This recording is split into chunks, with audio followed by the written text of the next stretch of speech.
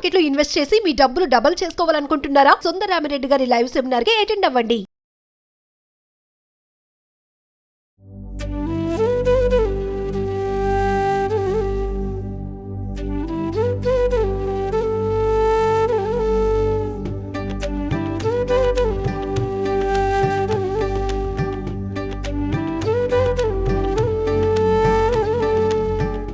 ప్రస్తుతం మనతో పాటు ప్రముఖ ఆధ్యాత్మికవేత్త శ్రీనివాసులు అనంతరామ శర్మ గురువు గారు ఉన్నారు. వీరితో ఈరోజు కొన్ని విషయాల గురించి మనం చర్చిద్దాం.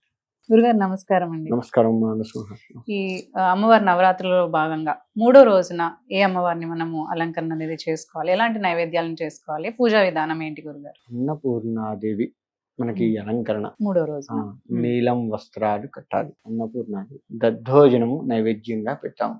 అన్నపూర్ణాదేవి అంటే మనం ఎంతసేపు బియ్యమే అన్నపూర్ణ స్వరూపంగా అనుకుంటూ ఉంటాం, కానీ అది కాదు. ధాన్యము ప్రతిదీ కూడా ఉప్పు, పప్పు, నూనెలు, ఏదైనా తైలంతో ప్రతిదీ అంటే మన ఇంట్లో మనము తినటానికి వాడుకునే ప్రతి వస్తువు కూడా అన్నపూర్ణ స్వరూపమే. అట్లా అని చెప్పి శాకాహారం కాకుండా మాంసాహారం కాదు, శాకాహారం వరకు మాత్రమే. అయితే ఇది ప్రతిదీ అన్నపూర్ణ స్వరూపమే. అన్నం ఒక్కటి తింటామా? తినలేం కదా. పప్పు, కూరో, చారో ఏదో వేసుకుంటాం కదా, అది కూడా అన్నపూర్ణ స్వరూపం. నీళ్లు తాగుతాం మధ్యలో, అది కూడా అన్నపూర్ణ స్వరూపమే.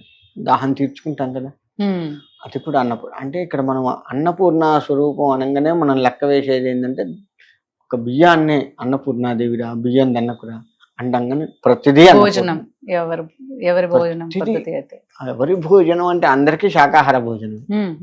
కానీ అన్నపూర్ణ స్వరూపము అంటే ప్రతిదీ అన్నపూర్ణ స్వరూపమే. ఉప్పు, పప్పు, కూరగాయలు, నూనె పదార్థాలు అన్నీ కూడాను అన్నపూర్ణ స్వరూపంగా చెప్పబడ్డాయి. అందుకే వాటిని పొరపాటును కూడా కాలు తగలకూడదు, వాటికి అనకూడదు. ఒక మనం బియ్యం తొక్కకూడదు అంటారు, మొక్కుంటారు, తొక్కకూడదు అంటారు. అవి తగిలిన కాళ్ళకు పొరపాటున తగిలిన దండం పెట్టుకుంటాం. మరి ఉప్పు, పప్పులు తగిలితే మాత్రం దండం పెట్టాం. అది కూడా అన్నపూర్ణ స్వరూపమే. కాబట్టి అమ్మవారికి అన్నపూర్ణ స్వరూపంగా చెప్పబడ్డది. కాబట్టి మనం అన్నదానం చేస్తాము. అన్నదానం చేస్తే కూడా రజోగుణానికి సంబంధించి ఏది చేయకుండా, అంటే బిర్యానీలు అట్లా చేయకుండా సాత్వికమైనటువంటి ఆహారమే అన్నదానం చేయాలి అని చెప్పి మనకు శాస్త్రంలో చెప్పబడ్డది. రజోగుణ, తమో గుణాలకు సంబంధించి ఏది కూడా దరిచేరకూడదు. అందుకే ఈ 10 రోజులు నవరాత్రుల్లో దీక్షగా ఉంటే ఉల్లిగడ్డ, ఎల్లిపాయలు దగ్గరికి రానియం మనం. దీక్ష అంటే దీక్షే. మరి అన్నదానాల్లో మాత్రం దాని విరుద్ధంగా చేయకూడదు కదా. కాబట్టి 10 మంది కడుపు నింపేది కదా. అందుకని అన్నపూర్ణాదేవి అందరికీ ఉండాలి. అన్నపూర్ణాదేవి అందరి అమ్మవారు అన్న రీతిలో అన్నదానం చేస్తాం. అందరి కడుపు నిండాలి, అమ్మవారికి అందరూ ఉండాలి, అందరికీ అమ్మవారు ఉండాలి అన్న రీతిలో చేస్తాం. కాబట్టి అన్నదానానికి ఎక్కువగా అన్నపూర్ణ స్వరూపంగా అన్నపూర్ణ రూపమే అని చెప్పేసి అన్నదానం చేస్తాం. కాబట్టి అన్నదానానికి ఎక్కువగా ప్రిఫరెన్స్ ఇవ్వబడ్డది ఇక్కడ. అందుకని అన్నపూర్ణాయే నమః అనే ఒక మంత్రాన్ని అనుకుంటూ ఓం శ్రీ అన్నపూర్ణాయే నమః, ఓంకారం ప్రణవ స్వరూపంగా చెప్పబడుతుంది. కాబట్టి ప్రతి మంత్రానికి ఓంకారం పలుకుతూ ఉండాలి. మనం కేశవనామాలు చెప్పేటప్పుడు కూడా ఓం కేశవాయ స్వహ, ఓం నారాయణాయ స్వహ అని చెప్పుకుంటే తీసుకుంటాం. ఓం అంటే భగవత్ స్వరూపం ఓంకారం. అలా చెప్తూ ఓం అమ్మవారి స్వరూపం కూడా ఓంకారంగా, శ్రీకారం శక్తి స్వరూపంగా చెప్పబడుతూ శ్రీ అన్నపూర్ణాయే నమః అని చెప్పేసి చెప్పాలి. ఇక్కడ దద్దోజనం పెడతాం. నువ్వు ఎంత తిన్నా చివరిగా తినేది పెరుగన్నం. అంతటితో నీ యొక్క భోజనం పరిసమాప్తం అవుతుంది. ఆ దద్దోజనం తింటే చలువ చేస్తుంది. పెరుగన్నం మనకు చలువ చేస్తుంది, మజ్జిగన్నం ఇదంతా కూడా కదా. అందుకని దద్దోజనం ఏంటంటే చలువ. అందరూ చల్లగా ఉండాలి. చల్లగా ఉండాలి అంటే ఏసీలో ఉన్నట్టుండడం కాదు కదా. మళ్ళీ అంటే ఏ ఇబ్బంది లేకుండా తినటానికి, ఏ ఇబ్బంది లేకుండా అందరూ బాగుండాలి అని కోరుకొని దద్దోజనం పెట్టడం జరుగుతుంది. అందుకనే నైవేద్యం దద్దోజనంగా చెప్పబడ్డది. అందరూ కూడా అమ్మవారిని మనస్ఫూర్తిగా ఓం శ్రీ అన్నపూర్ణ దేవతాయే నమః అని అనుకున్నట్లయితే వాళ్ళకి ఏ లోటు ఉండదు. భోజనానికి ఏ లోటు లేకుండా మనకు కావాల్సింది ఏంటి? కూడు గుడ్డ ఆ. అని చెప్తాం, గూడు, ఈ 3 చెప్తాం కదా. మరి గుడ్డలు ఉంటాయి, గూడు ఉంది, అన్నం లేకపోతే ఎట్లా? ఉమ్. గూడు ఉంది, గుడ్డలు ఉన్నాయి, భోజనం లేకపోతే కష్టం కదా. అది కూడా ఉండాలని చెప్తాం కదా.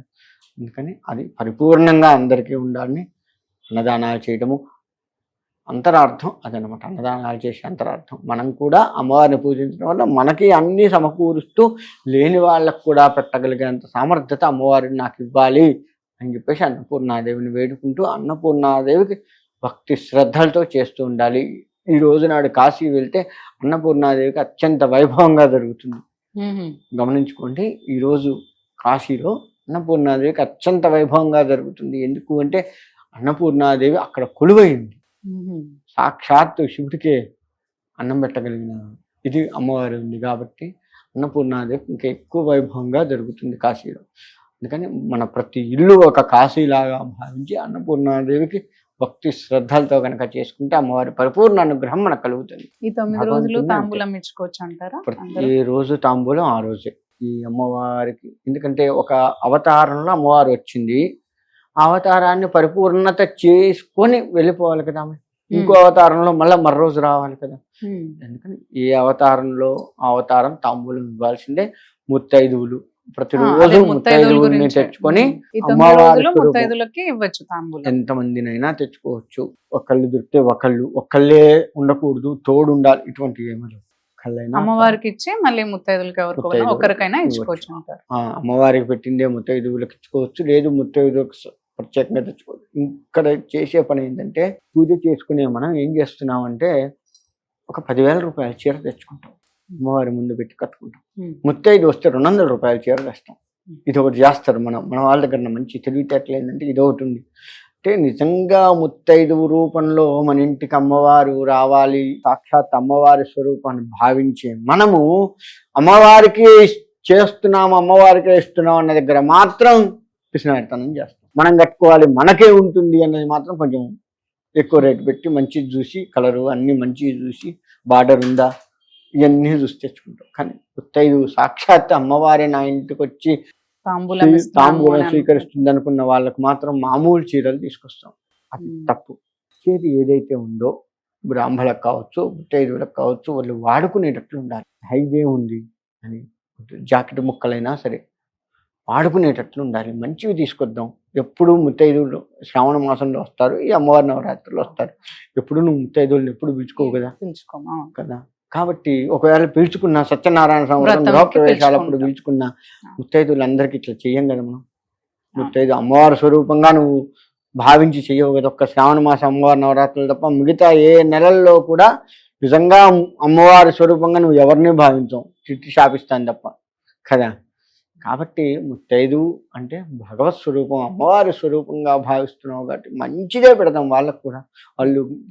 వాళ్ళు కట్టుకొని ఎన్నాళ్ళైతే ఆనందిస్తారో, ఎన్నాళ్ళైతే కట్టుకుంటారో, బా ఇది ఫలానా కీర్తి ఇచ్చిందిరా, వాళ్ళ ఇంట్లో పూజకు పోతే ఇచ్చింది, ఎంత బాగుంది, బా చూడు ఎంత బాగుంది, ఇలా చూసుకొని మురిసిపోతారు. చూసారా, వాళ్ళు ఎన్నాళ్ళు మురిసిపోయారో అన్నాళ్ల పాటు నీకు అమ్మవారి అనుగ్రహం వస్తూ ఉంటుంది. అది గుర్తుపెట్టుకోవాలి. ఇదే అనుకున్నారా, అక్కడితో ఆగిపోతున్నా అనుగ్రహం. నువ్వు పూజ చేసినంత వరకే పోతుంది, మిగతాదంతా ఉండదు. అందుకని వాళ్ళు కట్టుకొని వాడుకునేటట్టుగా ఉండాలి, తీసి పక్కబడేసేటట్టు ఉండదు మనం ఇచ్చేది. ఆ విధంగా చేసుకోవాలి. ముత్తైదు రూపంలో అమ్మవారు వస్తుంది కాబట్టి చాలా జాగ్రత్తగా ఉండాలి. అలాగే. ధన్యవాదాలు. మంచిదమ్మా.